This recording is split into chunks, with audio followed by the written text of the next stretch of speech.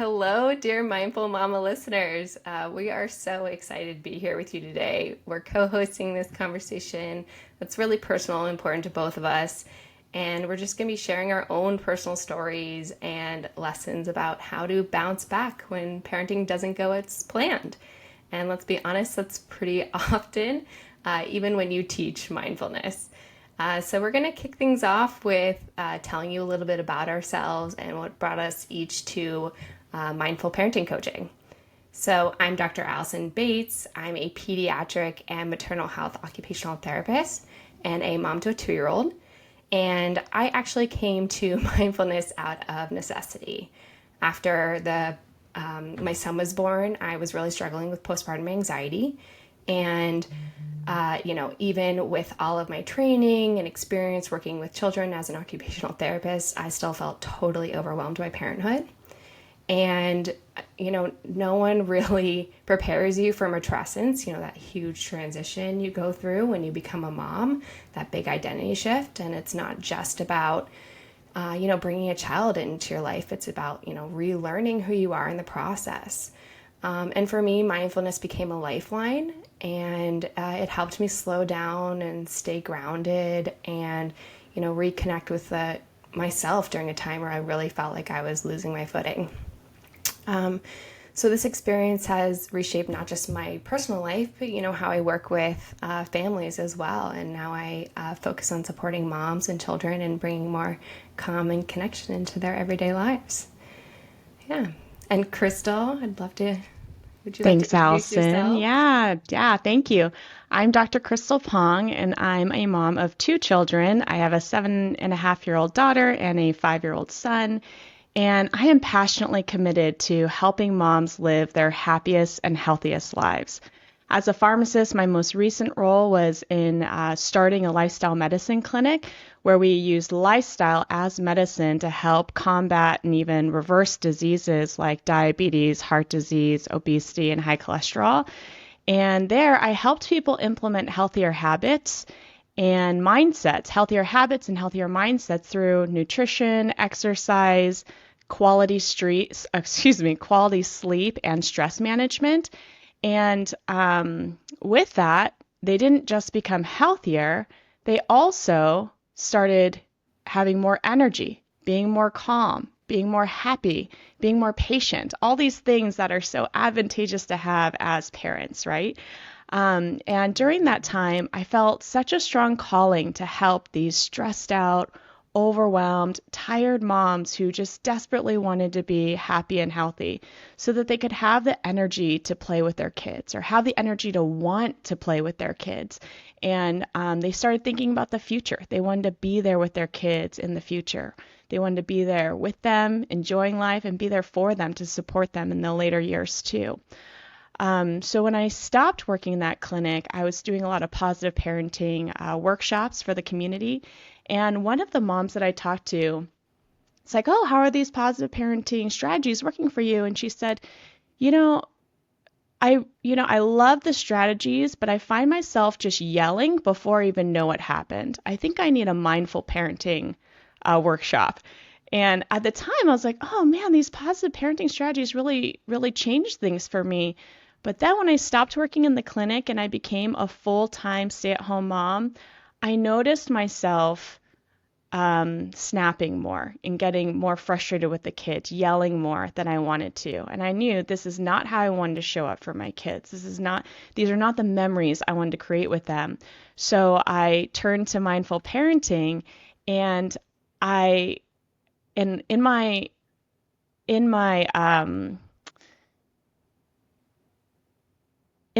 mindful, so okay. I turned to mindful parenting, and in my mindful parenting journey, I wanted to study it, embrace it, live it, and then teach it. And it's really helped me to notice my emotions as they arise and reflect without judgment. And most importantly, it's helped me exercise self-compassion. So these are the skills that have changed parenting for me. I've always deeply loved being a mom, but I can say with confidence it's so much more enjoyable now And when it's not, as Alison said, like we have these moments that are not fun, I bounce back so much faster and so much easier than I did before. So I want to provide moms with the tools and knowledge to support their healthiest and happiest life for themselves and their families.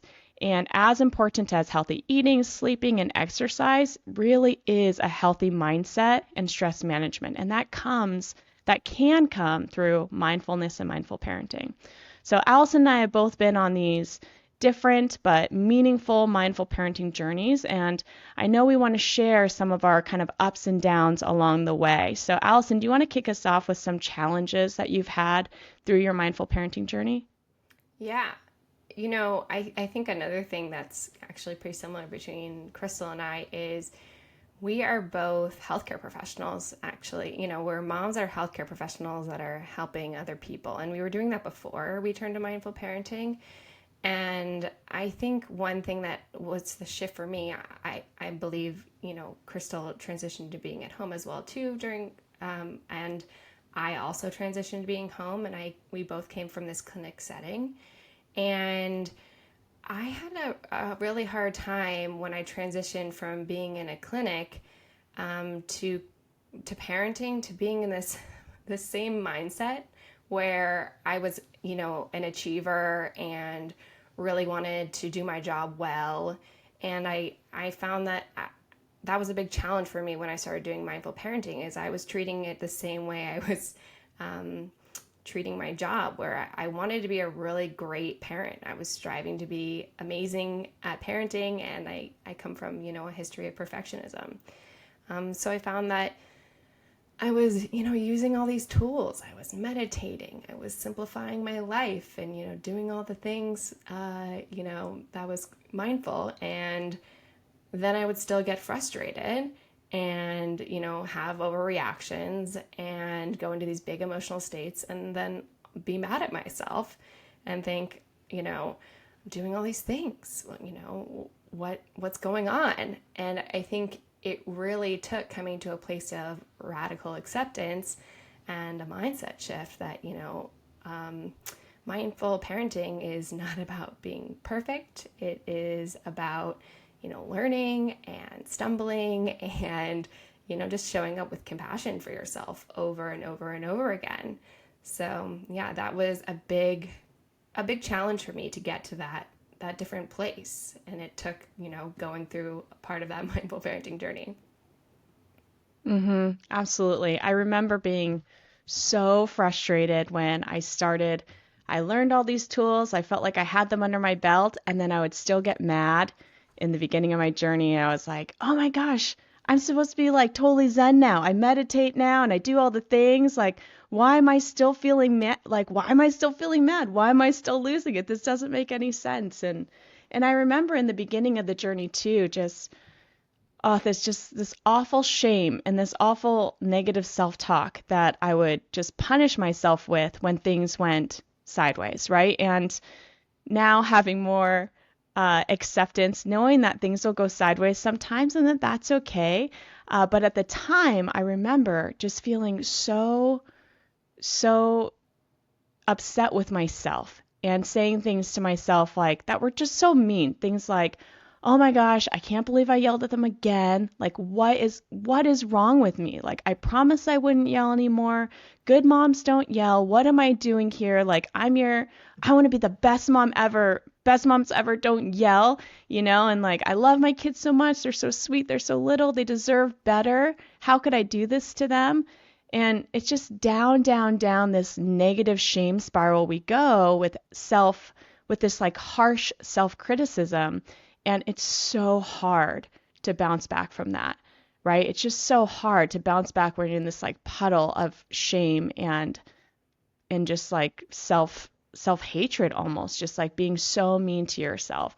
And now bouncing back, I'm very happy to say, looks very different for me now since we've been on this mindful parenting journey. But Alison, I'd love to hear for you, like an example maybe when you lost it and what bouncing back looks like for you. Yeah, I'd love to share. My son right now is against my will dropping his nap most days of the week. So this has been a rough period for me, in a few different ways. So I co-sleep with my son and I still breastfeed him before falling to sleep. So before sleep, we're in this nice dark room and the sound machine's on and I've just breastfed, so I have all this great melatonin. So I'm usually, in this place of calm and ease. I'm ready to maybe go to sleep or I'm about to get a break and I'm so excited. And then my son doesn't fall asleep. And So I, frustrating. yeah. So I get frustrated and it's happening often, right? So I'm getting frustrated over and over and over again.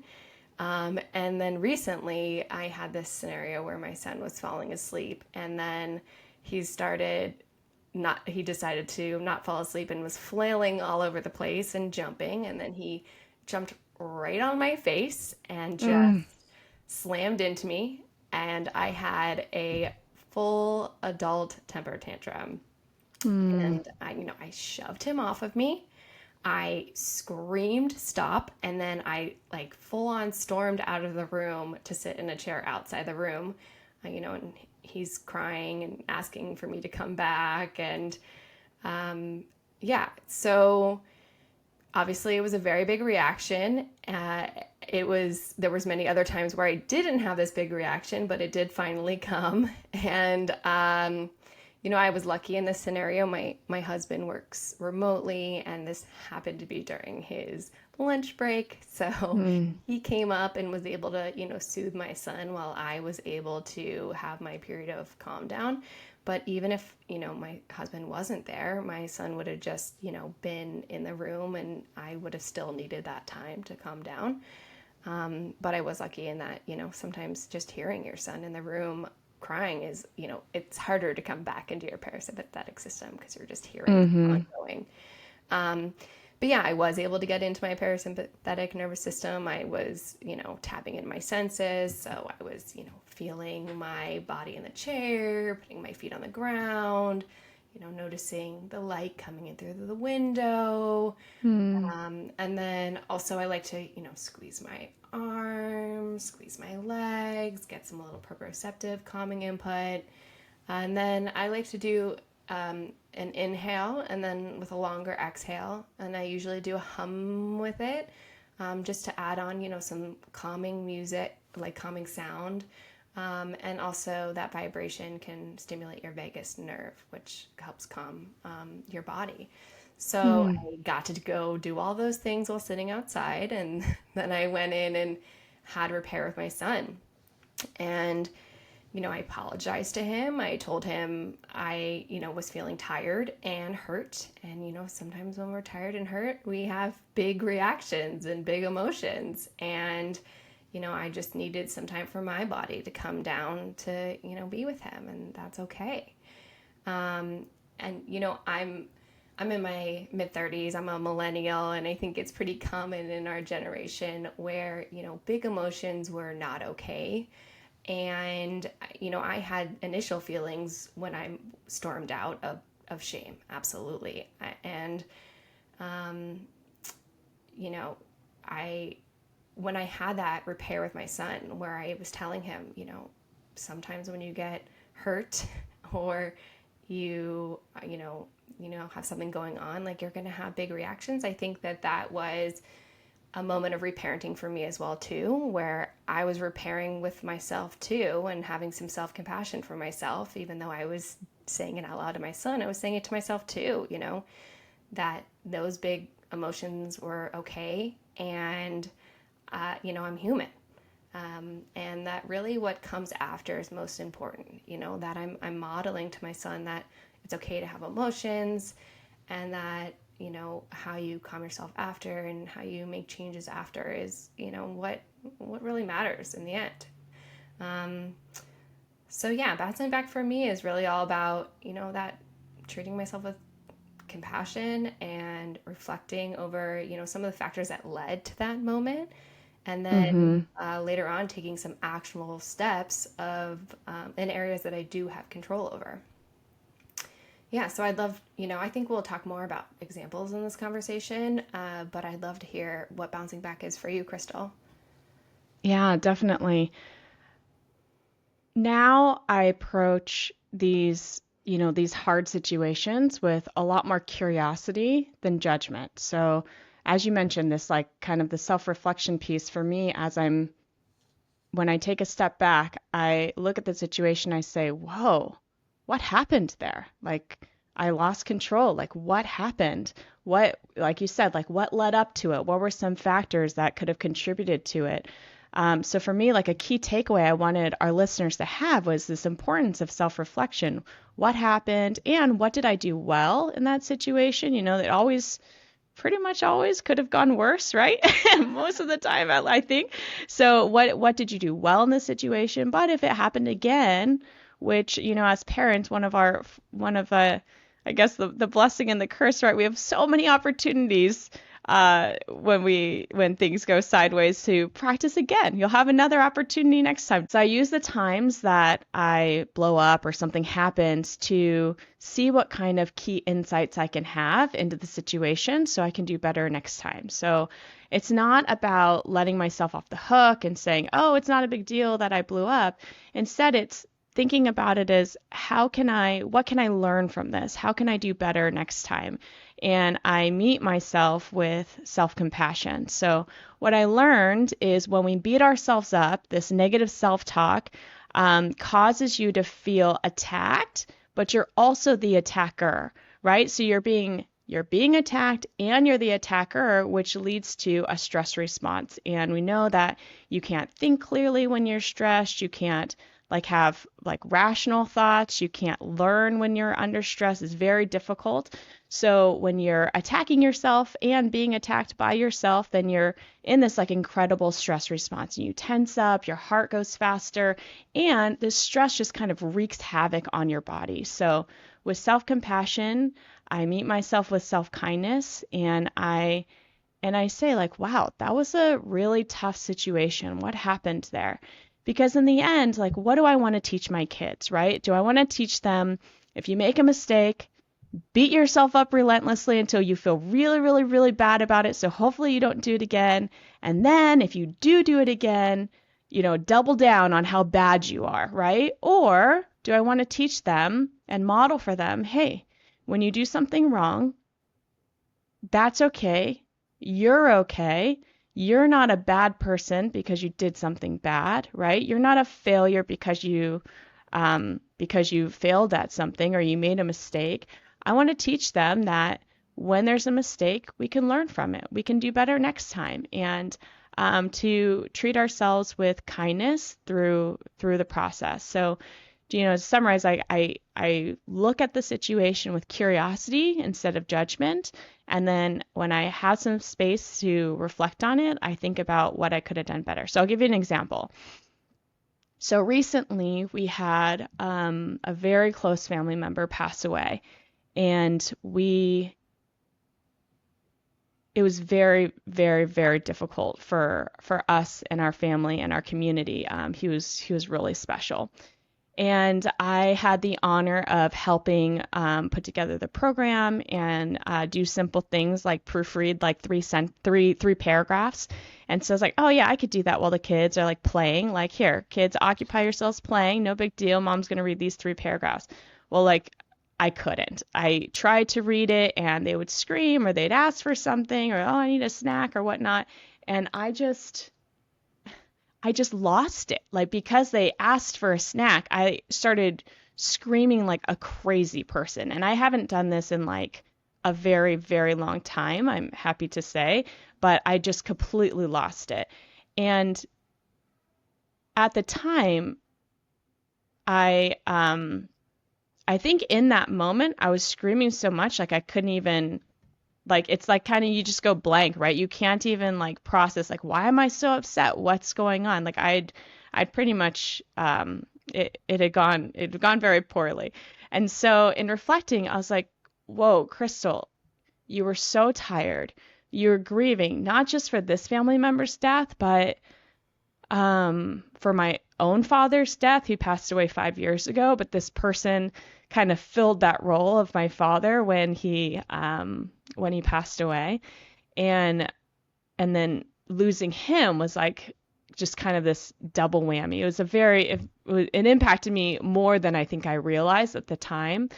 And just being patient with myself and understanding how hard this was for me, and what kind of mounted up to losing it. Of course, I repaired with my children, and I think, I'm so grateful that we had these lessons in learning and self-compassion before this happened, because afterward it's like I'm already so fragile, right? Like I've lost someone I love, I'm reflecting on other people I've lost, I'm tired, I'm grieving, I'm just so fragile in this moment. If I had layered on, how could you do this to your kids? Like, you just lost someone that you love. Like, think about how fragile life is. Like, life is so short. How could you spend it yelling at your children? Like if I had gone down this like negative self-talk spiral on top of everything else, it just would have been such a disaster. So, you know, of course I would love to have done it differently, but learning just kind of um, why I reacted in that way, and giving myself a little bit more space and time to grieve and heal, and not taking on too much, I think was a big learning point for me. All to say that I was able to look at the situation with curiosity and reflect, what could I have done better? What happened there? How can we set myself up for success next time? Um, was so helpful to me, and I'm so grateful that it wasn't the negative shame spiral instead, because I don't know if I could bounce back from that. Yeah, so it was a So, gift to yourself during a difficult time. Amazing reminder. yeah, yeah. But it was hard, and even talking about it, I feel like, oh, like choked up and like, ugh, like shake it out, right? Like, whew, that's a lot. Um, but for me, in being kind to myself, part of it was, how would I talk to a close friend about this? What would I tell them if they came to me with this situation? And Hunter calls it a friend check, right? Like, what would you say to a close friend? Like, are these words that you're saying to yourself something you would feel comfortable saying to a friend or even your worst enemy? And when we're not being kind to ourselves, like, no, you would never say that to a close friend or your worst enemy. Like, those are not appropriate or kind things to say. But to ourselves, sometimes we get in this habit without even realizing this habit of saying mean things to ourselves. So the self-kindness, the self-compassion. But I remember for you, Allyson, you mentioned that, this like friend check wasn't really the ticket for you. And I know a lot of people might be not as kind to themselves as they want to. Maybe there's a lot of shame and judgment, and self-compassion could be really helpful. Do you remember like things that helped you be more self-compassionate to yourself? Anything that made it easier to practice? Yeah, well, going back to that friend thing, I think, I viewed talking to myself as a friend and self-compassion very similarly, in that really I didn't believe in them. I thought, oh well, if I'm treating myself as a friend, I'm just being too nice to myself. Like, sometimes when I talk to a friend, I'm not trying to help them grow. I'm just trying to be nice so that they feel better in that moment. And so I felt that way about self-compassion too. I thought, oh, if I treat myself well, it means I'm allowing myself to continue to do this act and not grow from it. So it was difficult for me to get on that self-compassion train in the beginning, Mm-hmm. and but it turns out, and it really took me knowing this. Again, I'm a healthcare professional, so as soon as somebody tells me something research based, I believe it. So, Mhm, anyways, mhm, research shows that it's not true at all. Self compassion actually leads to greater motivation for positive change. And I don't know if I heard it at the right time, but it really sunk into me that, exactly what you're saying. Like, what would it have been like to have, you know, further put yourself through suffering by criticizing yourself during a difficult time? nothing positive can come from that. But I really just felt, I wasn't gonna I wasn't gonna change or grow if I treated myself well. But again, that has not been the case since I've been practicing self compassion. And yeah, when I first started practicing self compassion, in the beginning it was a little forced for me because again, it took a while for me to get on board, Mm. and um, I think I underlying didn't believe what I was telling myself in my self compassion mantras or breaks. And, I think that that's okay in the beginning, when you're learning a new skill for something to maybe not feel that authentic at first. Um, but I think it also took, again, me genuinely believing that, it's okay that I did something that wasn't how I wanted it to go. Um, and that really the best thing I can still do for myself is treat myself well. And then, having big reactions and big emotions tell you something. They should be enlightening, to tell you ways that you can, maybe there's something going on in your life, like you had a big life event happen. So maybe you had to find other ways that could support you in grieving and coping in that time, and that's what your focus needed to be on. So I think, it's a tool to learn as well. And when you're in a self-criticizing mode, you're often just stuck in that event rather than moving forward onto the next, Mm. how to solve and make your life more congruent to what you need at that time. So yeah, a lot of it for me was really a mindset shift, and then also accepting that I'm human and that I have a threshold. And there's Mm-hmm. a lot of different analogies for thresholds, but just a really simple one that I always think of is, you have a bucket, and at some point, it can get too full and spill over. And, there's a lot of different things that fill up this bucket. And a lot of different factors at play, and some I might have control over and some I don't. So, for example, I also had a big life event where my family is currently displaced because we have a mold issue in our home. So, we just, in under a month, packed up all of our belongings and got out of this house and moved out of the state we were in, and we're staying with my family at the moment, and we don't even know where we're going next. So there's lots of uncertainties and a lot of things coming up. So really this bucket for me is it's fuller than usual.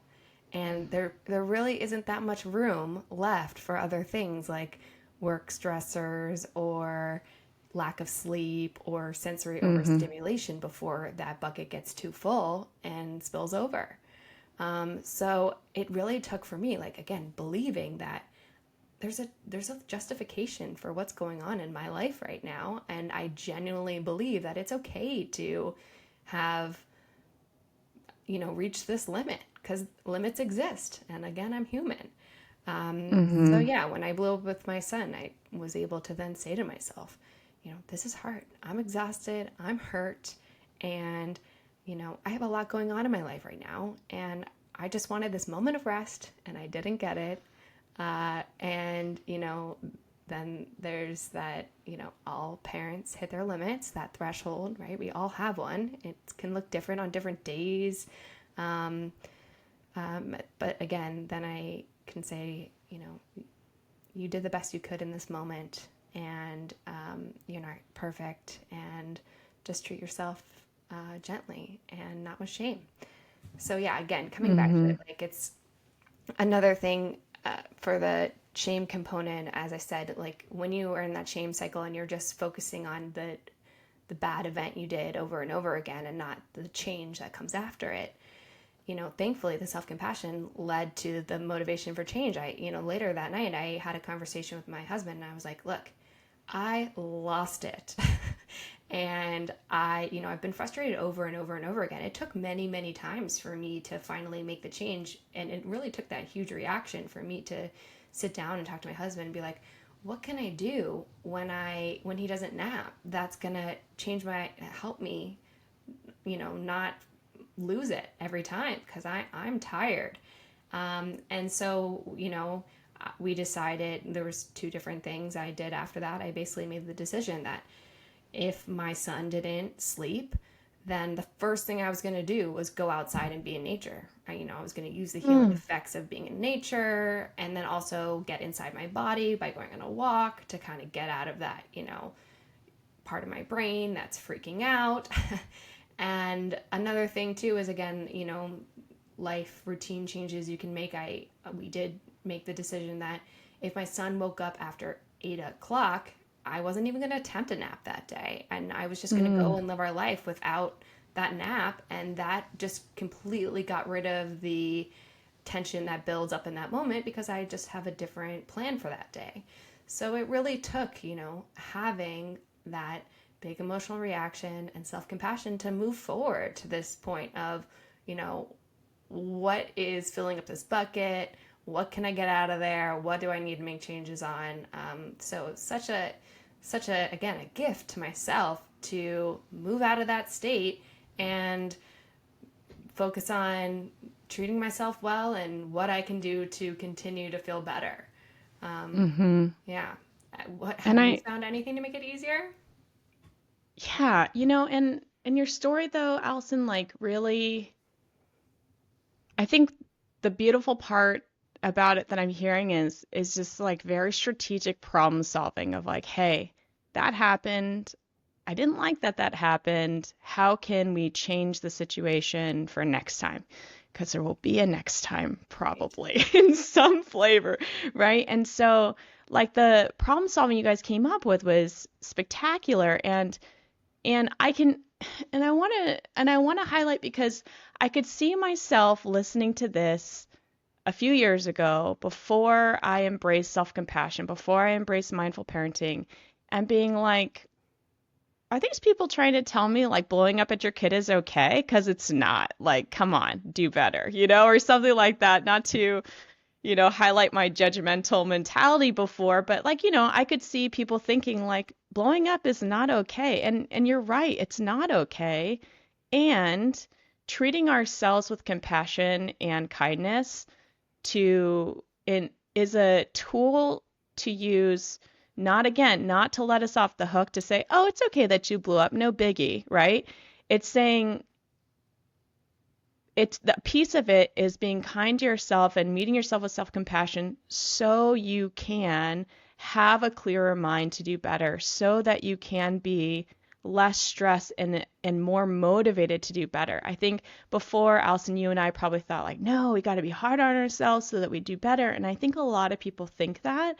But the truth is, when you're, like I said, when you're hard on yourself, when you're attacking yourself and being attacked, you're in a stressed state and it's releasing these stress hormones, and it's going to make it harder for us to think of these creative solutions, right? And to be motivated to proceed, right? When we're stressed, we're not our best selves, but when we're kind to ourselves, it can open our hearts to be better, and our creative juices will be flowing, and just everything is better, I think, when we're kind to ourselves. But I just wanted to throw that out there because I think I probably did listen to things like this and be like, no, blowing up at your kid is not okay. Like the end. Like that's not okay. Do better, Mm-hmm.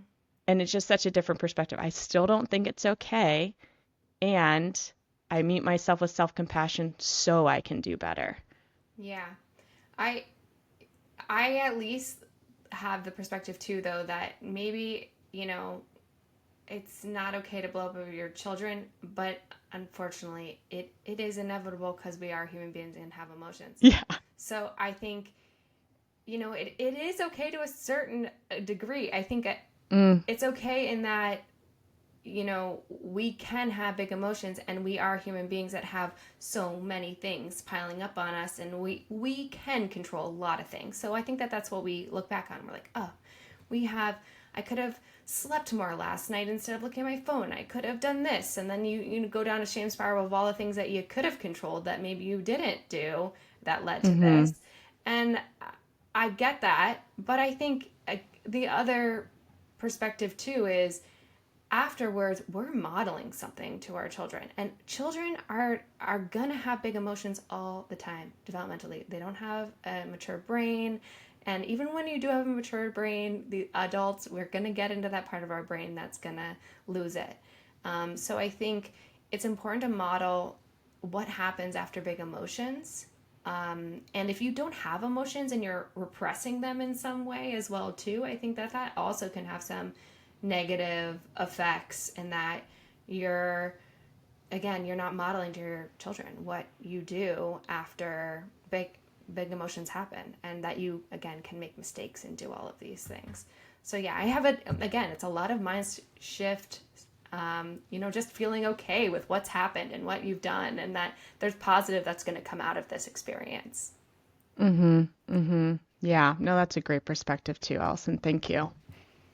Um, yeah, okay. So you asked me what did you ask me? You asked I me asked, what makes it easier for you?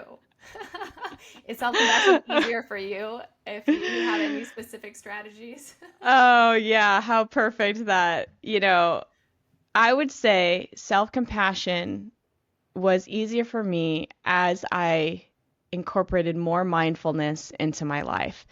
And mindfulness helped me it helped me gain the awareness that I'm having these feelings come up. It gave me the awareness that I was having harsh self-judgment, this like inner critic come out. Before, I don't think I was even aware that I was saying mean things to myself. I think it just happened, or it was just so normalized that I didn't think twice about it. And mindfulness just helped me realize when I was getting irritated, I could feel the frustration, the tension in my body, just kind of this like negative energy. And it also helped me tune in to what my needs were. Like if I were needing more, I don't know, time to myself, some quiet time or time to myself, or connecting with my partner, or whatever it was. So the mindfulness helped a lot. And I'll tell you a story that helps illustrate for me how mindfulness has helped me in my parenting journey. So recently we went to Tahoe, and I went just with me and the kids. My partner stayed at home, and it was so much fun. And it was so tiring. The drive up was like 5 hours, which is fine. I can't split the driving with them because they're 7 and 5, right? So I'm driving myself. That's fine. A lot of traffic. And then lots of fun. Just so much fun from morning to bedtime. Fun, fun, fun. The last night, I was just so tired, and trying to get them into bed. In doing I did a yell log before to just kind of like see what my triggers were as things came up, identify patterns and things that were mounting up to yelling in my early stages. And the three things that came up over and over again were: one, being tired; two, asking three times; and three, being in some sort of time crunch, right? You're late for something, you like needs to be this time, or so those were the three things that came up for me. So we're in Tahoe, we're tired. I'm tired. The kids are not tired. I'm tired. And I'm asking the kids to get ready for bed because I just want to go to sleep myself also. So Alistair's just like my son is having like the time of his life. He's just like, la la la, living my life. This is so much fun. And I ask him three times to get on his PJs. And after that, I'm like, Alistair, PJs, in this kind of like curt, maybe like intense tone. And he looks over at me and he's like, are you mad? And I'm like, yeah, babe, I'm mad. Like, I want to go to sleep. Like, come on, let's go, let's go. Because in that moment, I'd asked three times, I'm super tired, and the time crunch of like bedtime, like it's getting too late, it's getting too late. So all these triggers kind of mounting up, but I could feel it in my body. And when he asked, like, oh, are you like so like curious? Like, are you mad? What's going on? And I'm like, yeah, I'm mad. But I had this moment of like, I could recognize what was going on. I could sense my frustration, but then also acknowledge that they're just like living their lives and having fun. Like, I really don't think he could hear me ask him to get his PJs on because he was just like so happy, like bouncing around. And so, but also I'm so tired, and the frustration's just mounting, the tension is mounting. and I can feel it in my body, which was so hard for me to do before, but now I can like feel it in my body.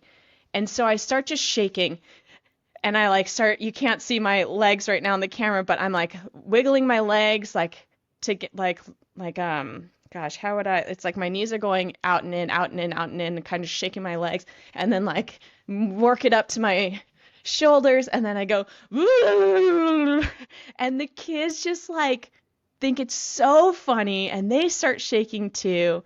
And it was a really wonderful moment because that could have gone so differently, right? Like if Alistair had been like, "Are you mad?" And I think a previous me, or maybe a me on a very even more tired, frustrated day, would have been like, "Yes, I'm mad. Go to bed," you know? But instead it became this like laughing, and they did put on their PJs, and we did go to bed soon. And I think that's what mindful parenting and like mindfulness has done for me is, before I'd be so mad, I could hear him say like, "Are you mad?" in this sweet way, and just like be in my anger and just like not be willing to let it go. And one of our colleagues put it this way, like that with mindfulness, it's like before mindfulness, you're just like on the train of anger and you're just going, right? And I'm like on a bullet train, just like bam, full speed ahead, can't get off. Like, this is my angry train. Here I am. But with mindfulness, it's like you're at the train platform. You can see the anger train is coming, and you can choose whether or not to get on it. And you can just say like, "Oh, hello, anger," and just let it pass by.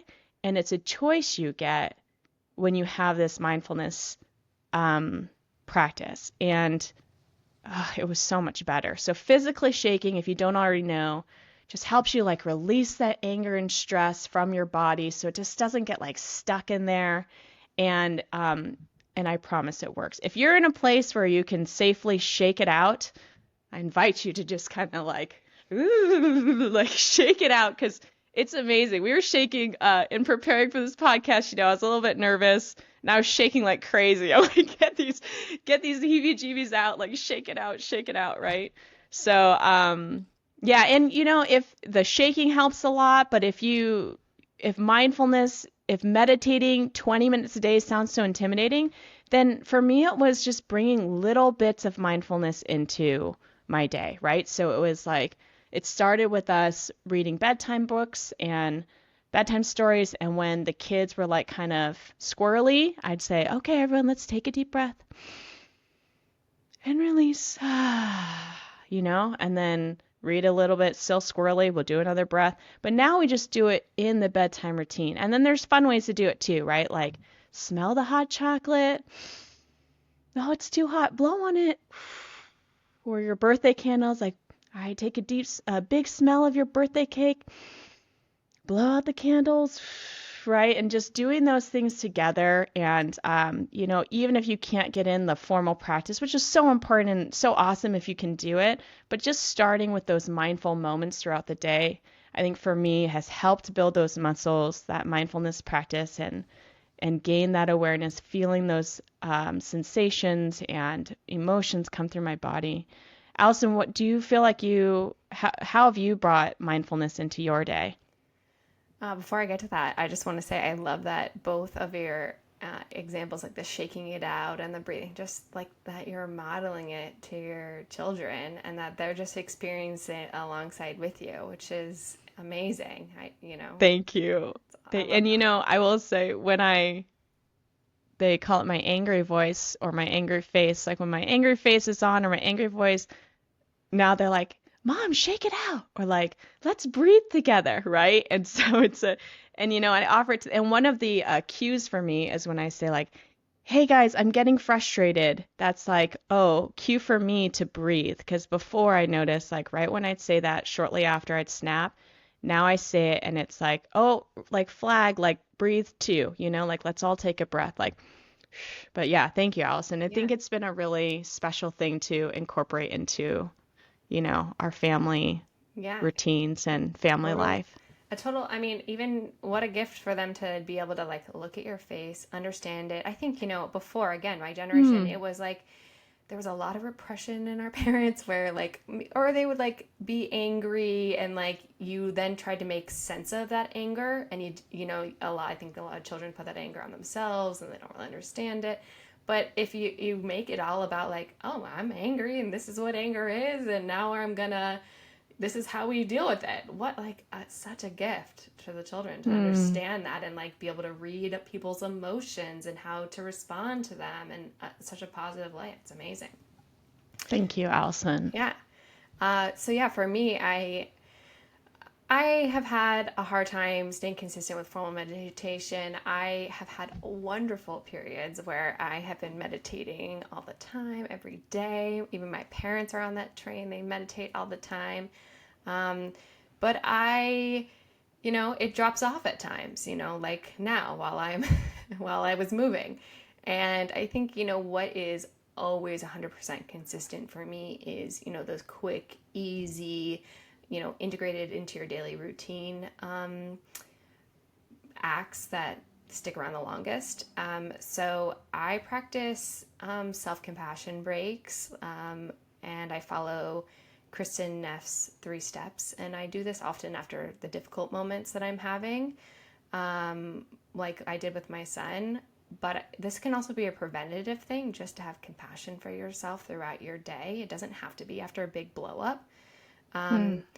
But yeah, again, in my Kristen Neff's 3 steps are, the first one is mindfulness, then common humanity, and then that last one is speaking to yourself with kindness. So again, when I lost it with my son, I first recognized that I was in this emotional state, and I grounded by getting into my senses. So I was, being mindful and aware at that time, and then I reminded myself that I'm a human being with limits, and all people have limits. So that common humanity component. And then the last one was I repaired with myself, not just with my son, but with myself. And, Hmm. um, you know, then had some actionable reflection afterwards. So that last kindness component. And then 2 other practices I do that again is just a part of my daily routine every day, is just informal practices where I talk to my wandering mind and I tap Hmm. into my senses. So it's pretty similar to what you do in formal meditation, in that, you're picking up when you're not on your breath or whatever you're focusing on in that moment, and then coming back to the present and focusing on your breath, which is just, again, getting in tune with their body. But I do this informally, like when my son is playing, for example. I might notice that I'm ruminating on something, or I'm trying to solve, a problem or what I'm going to do for dinner. And I'll just, say, hey, wandering mind or anxiety brain, I see you there. I know you're trying to help me. You're trying to help me figure out what I have to do for dinner, but I don't need you right now. I'm focusing on being with my son, and I'm just gonna put you in a box and put you over here for right now, and maybe I'll, even if I need to, like pick a time that I'm gonna come back to something so that I can really get it, not at the forefront of my brain at that time. But yeah, this has been a practice that helps me just come back again and again to the present moment without judging myself, because again, it's the condition of um, you know our minds to wander and focus on something else and get into that analytical side of our brain. So yeah, again, the next step is tapping into my senses. So once I've talked to my brain, and it can be way shorter than that, I don't have to do that whole nice long monologue with my brain. I can just be like, hey, I don't need you right now. I'm going to watch what my son's doing. But then, yeah, I tap into my senses. So if my son's playing, I'm just going to, again, feel my body on the ground while I'm playing with him. Or the toy in my hand, I'm going to like look at my son's hands while he's playing, his facial expressions, maybe the light coming in. I'm going to notice the noises that are coming up. You can get into all 5 senses, but it doesn't even matter. It doesn't have to be that formal. It's just really what you pick up on in your senses. And again, that just gets you out of that analytical side of your brain and into your right side of your brain, where you're really focusing on being present in the moment through tapping into your senses. So yeah, I just do that over and over again throughout the day whenever I am with my family and I want to be present. And, it's possible that because I have practiced formal meditation so many times, that just becomes easier for me to integrate into my day informally like that. So it's possible that that is also why that's easy for me. But I just think, a Mm. lot of people think I got to sit for 20 minutes a day and then that's going to, flow over into the rest of my day and my week. And, but it can just be something that you incorporate into your daily life and activities. Again, even like I go in the shower or do something, you just pay attention to, the temperature. There's just so many different ways to incorporate it into your daily life without doing formal meditation. And it's still training your brain to get into the present moment over and over again. And it doesn't require you having to get away from your family and sit down on a cushion or anything as well, too. Yeah. Allison, do you ever do the 5, 4, 3, 2, 1 senses Yes, I do that. activity? I do that often. I think my only thing on that is there are some senses that are more calming or less calming for people. So Mm. sometimes in the 5, 4, 3, 2, 1, especially if my son is having a tantrum, I Mm, sure. I'm like, I don't really want to tap into my sounds right now. Like I'm just gonna focus on, you know, for me, what's most calming is visually things are calming for me. Mm. So sometimes I do love 5, 4, 3, 2, 1, and that is like a formal practice to help guide people. But again, I think that's also something that you can adjust to what your body's telling you is calming for you. Mm-hmm. It can be that you just skip the sound or the taste or whatever, and you just focus on, two senses that are super calming for you, and you just tap into those as well. Mm-hmm. For listeners who don't know, the 5, 4, 3, 2, 1, do you want to run through it, Allison? You want me to? Oh, you got it. Go for it. Okay, so you start with five, so it's 5, 4, 3, 2, 1, and you start with 5 things you can see. So you look around for 5 specific things you can see, and jump in, Allison, if you want to add Yeah. anything. But 5 specific things you can see, like I see this picture, I see this tree, I see this, I see that. And then 4 things that you can hear. So then you listen in and focus in, like I hear this bird chirping, I hear the truck driving by, I hear this, I hear that.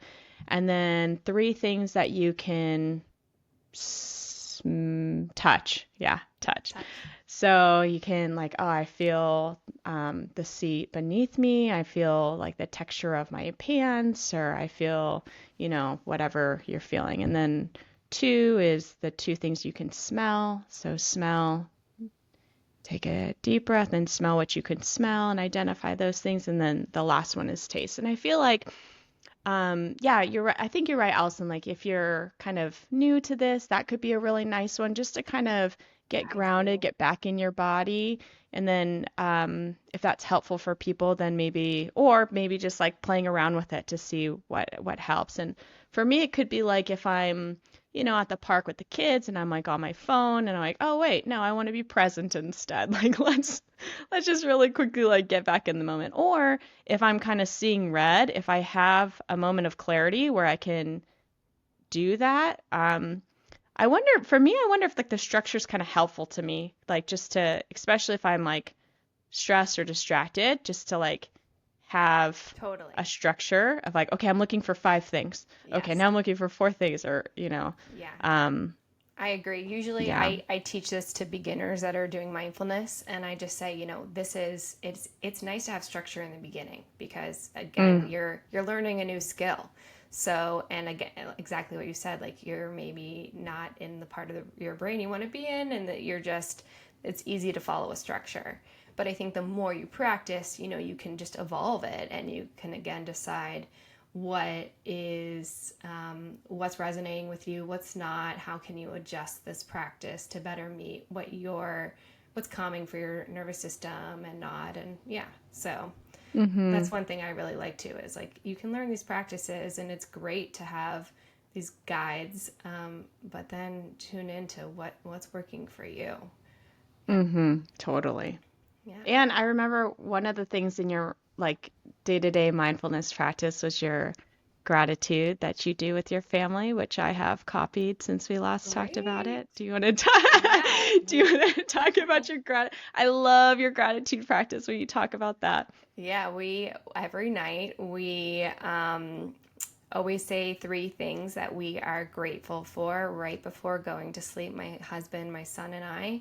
And it's just so easy to implement because it's, everybody has a bedtime routine. And it's like the last thing that we do at the very end. And it just is such a positive way for us to reflect on our day and what we enjoyed, and also just kind of like for my son who's still young at 2, kind of like, you know do a little story script summary of our day, you know what I mean, back to each other.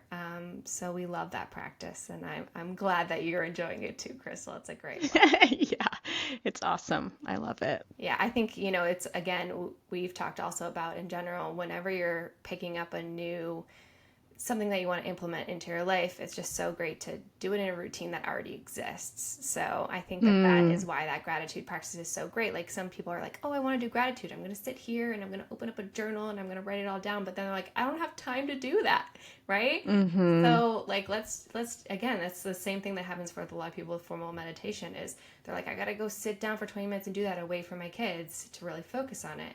And I'm not saying that, again, those aren't great practices, but if you're, in the thick of things, you have young kids and there's something going on, just think about what routines you already have that exist and ways you can just seamlessly just add in these small things. Again, like the Mm-hmm. gratitude practice, or just, again, something that's just inside your head anyway in your regular daily routine, like talking to your wandering mind or getting into your senses, like the 5 4 3 2 1. Nobody has any idea that you've just done that. You know what I mean? Yet you just were in your own, it was, instead of looking at your phone, that's what you were doing. So yeah. Mm-hmm, mm-hmm. Yeah, I love that. And yeah, and talking about like incorporating into existing routines, like I think like habit stacking. It's like you already have this habit, like what can you just kind of add on to a habit? One of my favorite things I learned from a book called Joy on Demand was that anytime you're waiting, let that be a cue to take a deep breath. So if you're waiting in line at the grocery store, if you're waiting for a stoplight, if you're waiting for your computer to reboot, or you're waiting for your kid to come out of school in the pickup line, or whatever it is you're doing that involves waiting, because sometimes people get frustrated or antsy when they're waiting, but to switch it to taking a deep mindful breath in that moment, or a gratitude practice, or whatever it is. There's so much waiting kind of baked into our day already, so Mhm. why not use it for something so spectacular, right? Totally. Great idea. I love that. Thank you. Yeah, I loved this conversation. Thanks, Krystal. Uh, Thank you, Allison. I think uh, we we brought a lot of practices that we do in our daily life, and I don't know if we want to wrap up, some big takeaways from all the stuff that we do, or if you have anything else you want to add before that.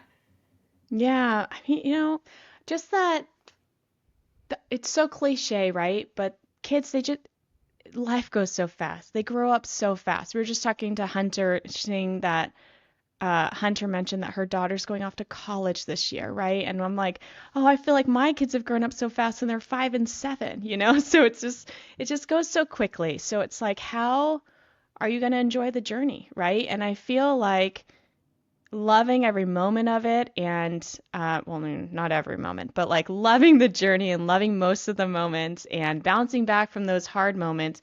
I feel like mindful parenting just really makes it the best it possibly can be. And I mean that so sincerely. It's been such a wonderful, I'm so grateful for mindful parenting and the mindfulness practice, um, and self-compassion and these tools.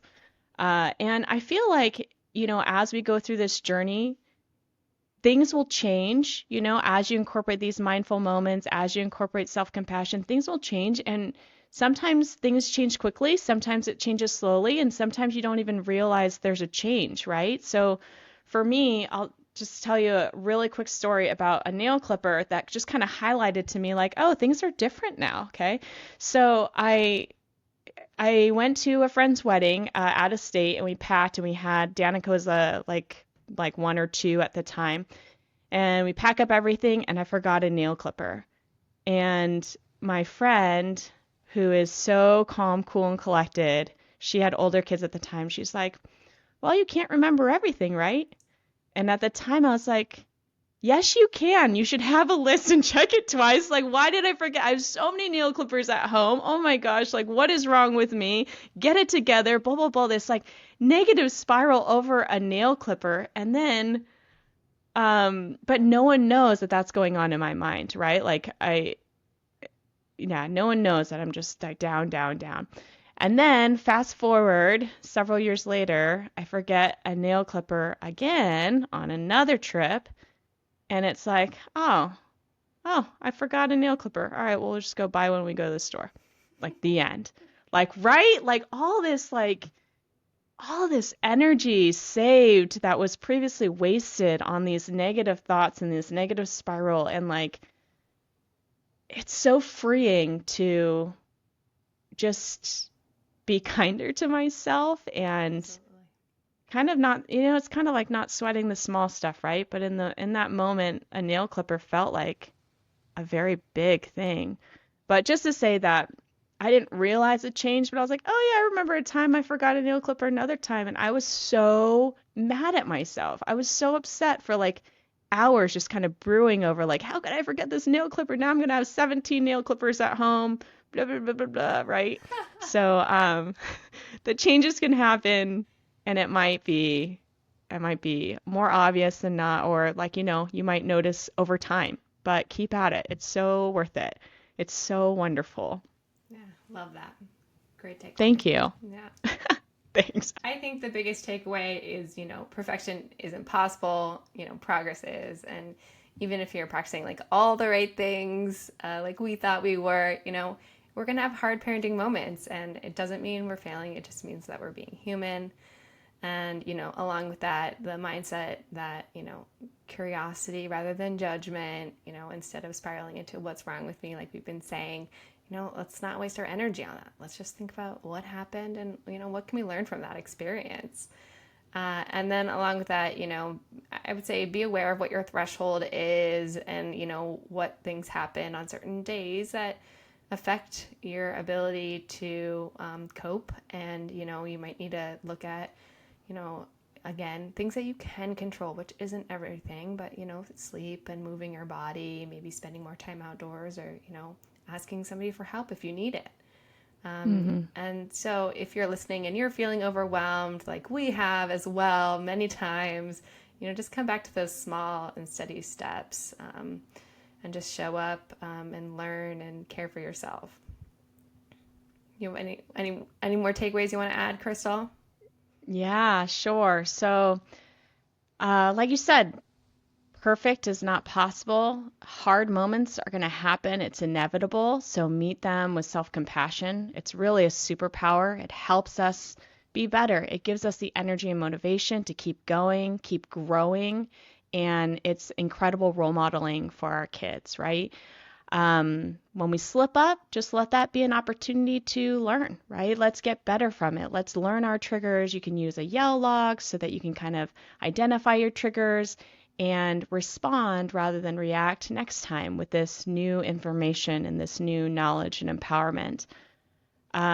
Practical, we also talked about the power of practicing mindfulness, and then it doesn't have to be a sit down meditation for 20 to 60 minutes. It could be incorporating these little pieces of mindfulness into the day. Even one breath, one pause can make such a big shift in our response, right? And kind of change the outcome of that situation potentially. So remember, you can habit stack them with existing habits, put it into already built routines, involve your kids, smell the birthday cake, blow out the candles, right? There's so many candles, blow them all out. Oh, you missed one, right? It's so fun. And these are skills that we're teaching them too, right? But I think above all, and when we talked about doing this podcast, Allyson, I know one of the things that we really wanted to share was to be kind to yourself, the self-compassion piece, because in our quest of being this like amazing parent, I think it's the journey is just so much better if we're kind to ourselves. You'll have more fun, your kids will have more fun. It's just better all the way around, and I feel like it just has opened my heart to love myself in a deeper way, but also giving me the capacity to love others in a deeper, more meaningful way, and has brought so much more joy and peace into my life. So we hope that you all listening can take this tool of being kind to yourself, and like Allyson mentioned earlier, it could be awkward at first, and that's okay, but keep working at it. It's worth it. We promise it's worth it. So hopefully some of the things that we talked to you, I hope it resonates with you guys. We're right there in the journey with you, working through it, but yeah, but being kind to ourselves in the process, right? Yeah, absolutely. Well, I love connecting with you, Krystal, and the listeners. Yeah, I agree. We're all on this journey together, and we appreciate Hunter letting us share our experiences with everybody here today. And Krystal, before we go, if people are looking for you, where can they find you? Yeah, thanks, Alison. And yes, thank you, Hunter, for this opportunity. We're so grateful for the opportunity. I think it came with a lot of reflection and learnings for ourselves too. But folks can find me. I'm a mindful parenting and wellness coach. I help busy parents enjoy the journey and build sustainable, healthy habits. I provide group and one-on-one coaching, and I have some awesome online courses, and I offer the mindful parenting course too, of course. My Instagram is Dr. spelled out Doctor Krystal with a K, spelled like the rock with a K, Krystal. And my website is Dr. Krystal, spelled out again, Dr. And then Krystal with a K.com. And you can get helpful guides there, like the 1-minute mindfulness for moms and kids, or the bouncing back after losing your cool toolkit.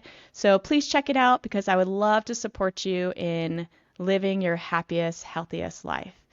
Allyson, where can folks find you? Yeah. Again, I'm also a mindfulness coach, and I am an occupational therapist, and I provide services to families. So you can find me on Instagram at eat.play.rest, or you can go to my website, which is eatplayrestot.com. So yeah, thank you again, everyone. We enjoyed being here and a part of the Mindful Mama podcast.